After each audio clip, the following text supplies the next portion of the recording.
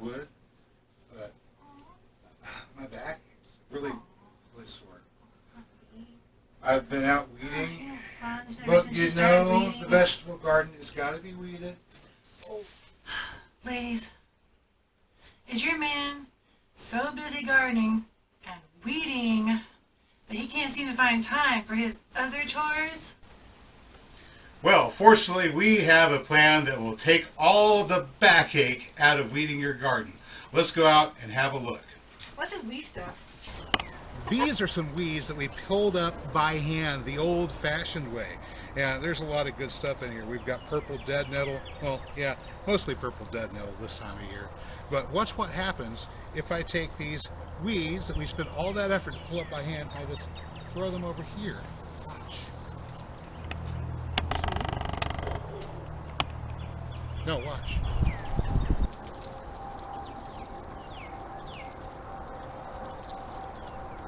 Alright, so if the ducks do such a good job of just demolishing these weeds, then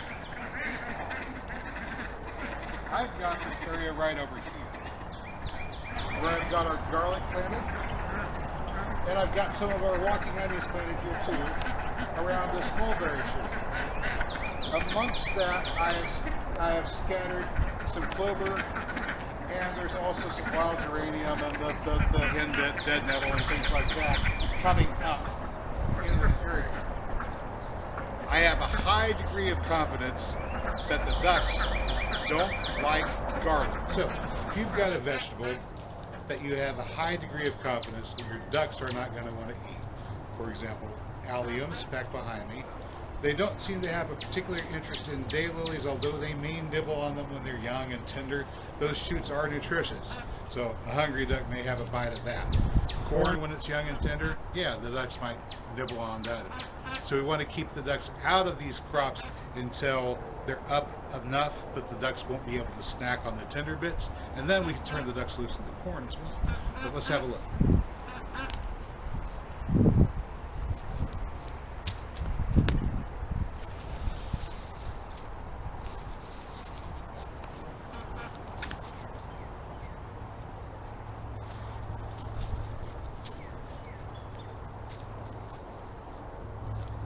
I'm going to leave that.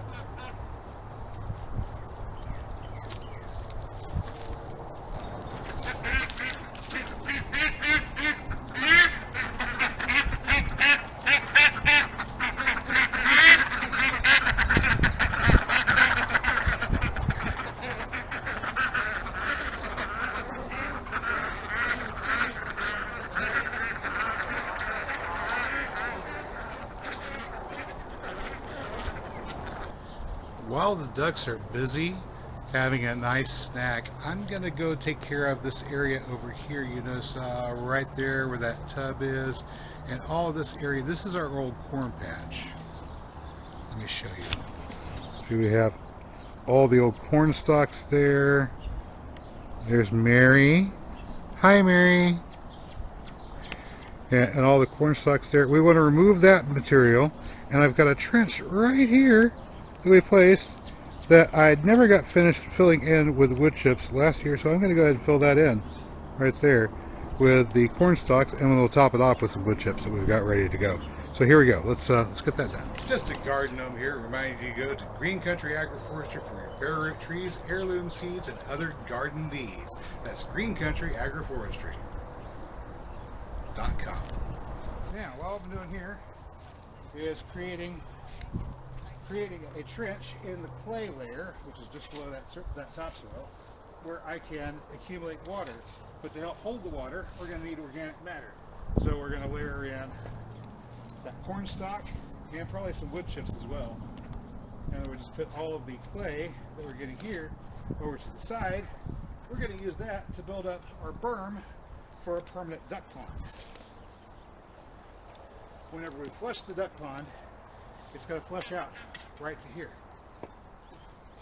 So we will be able to irrigate and fertilize our corn patch and our other garden areas every time we flush out the sludge from the bottom of the duck pond. That's a polite way of saying ducks are smelly, nasty creatures, and their manure is gross. But thanks for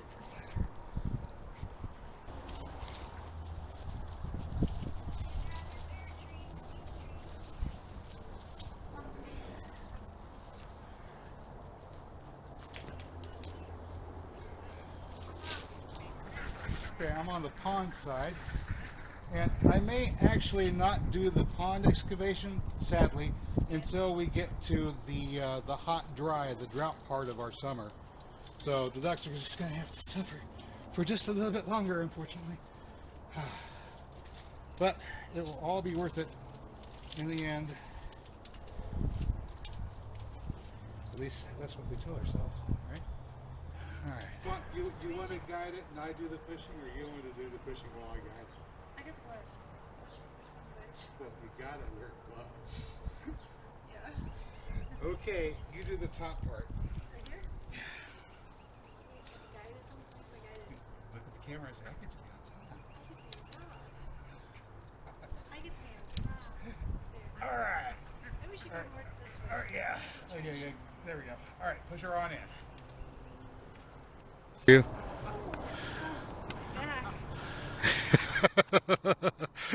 Okay. Sorry. It's Not funny. it's not funny. No, it's not. Okay. You're doing a great job. That's awesome. That's great. Show me that. First rate. Yeah, don't let it go to your head. I will be.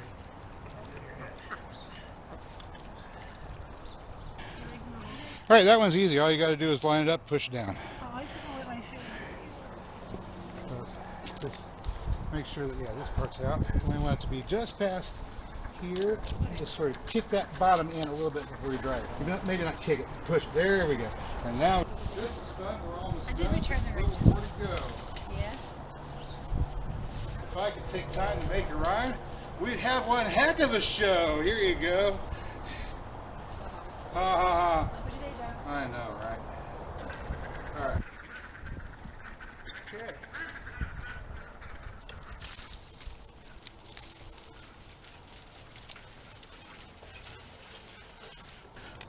All right, so if you guys will look down here, let me demonstrate. We got this here trench. I've gone ahead and thrown my corn stalks into, and some other weeds and things that were here. Those will turn into soil just fine over the course of some small amount of time, next year or so. Then we're going to take these wood chips, we're going to distribute the wood chips in, just like that. That fills up the trench so the walls don't cave in. See, we don't want the walls caving in. If the walls cave in, then it's just going to be a mud puddle. But if we fill the trench with these wood chips, then we pack in some organic matter that will absorb water and retain it even during the dry periods. So now, whenever it rains, the water will seek the low area where these trenches are. It'll flow into the low area, become absorbed by the wood chips. The wood chips, being full of water, make an excellent place for microbial life to colonize. The colonizing microbial life converts the wood chips into nice soil. Lots of water is retained here. And even during the drought, my corn should not suffer greatly, especially because it is a variety that is somewhat resistant to drought. Okay, now we're going to have a look at the carnage here. All right, here we have our garlic patch. Stem bent over. Yeah, stepped on. Stem bent over, stepped on. Broke a little piece off there. Oh no. Okay, that's dinner. We'll keep that for dinner. All right, what do we got? Oh, that's okay. Stepped on. Still alive, stepped on. Okay. Fertilizer. So now that you're done weeding, you think you can help do some spring cleaning chores? Like what? Flipping a mattress. Oh. What do you think I was talking about?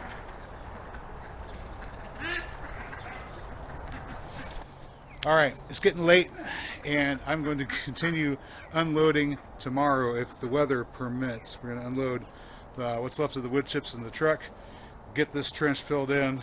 I usually get our corn seed in the ground about the 15th of April, and it is past the 15th of March. It's not the 16th of March. So I have got basically a month, a little less than a month now, to get this corn patch ready to go. Fortunately, most of the work is already done, and we'll keep you posted. Hey, that's all I've got for you right now. As always, I hope you found this video informative or entertaining, and if you did, well, by golly, you know what to do. I will catch you next time, but until then, get out there and get growing.